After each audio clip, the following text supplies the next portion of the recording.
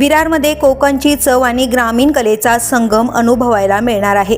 महिला बचत गटांना प्रोत्साहन देण्यासाठी विरार पश्चिम येथील जकात नाका परिसरातील म्हाडा मैदान स्पोर्ट्स कॉम्प्लेक्स येथे 12 ते 16 मार्च दरम्यान कोकण सरस 2026 महोत्सवाचे आयोजन करण्यात आले आहे। महाराष्ट्र राज्य ग्रामीण जीवनोन्नती अभियान, उमेद, जिल्हा परिषद पालघर आणि वसई विरार महानगरपालिका यांच्या संयुक्त विद्यमाने होणाऱ्या या महोत्सवात कोकण विभागातील 150 महिला बचत गट सहभागी होणार आहेत। या प्रदर्शनात 150 स्टॉल्स उभारण्यात येणार असून त्यावर घरगुती मसाले, वारली चित्रकला, हस्तकला वस्तू आणि बचत गटांची विविध उत्पादने विक्रीसाठी ठेवली जाणार आहेत।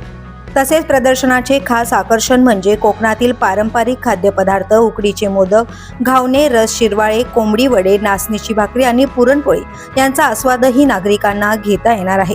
या उपक्रमातून ग्रामीण महिलांच्या उत्पादनांना बाजारपेठ मिळवून देणे आणि त्यांचे आर्थिक सक्षमीकरण करणे हा मुख्य उद्देश असल्याची माहिती प्रशासनाकडून देण्यात आली आहे। The police news bureau, Virar.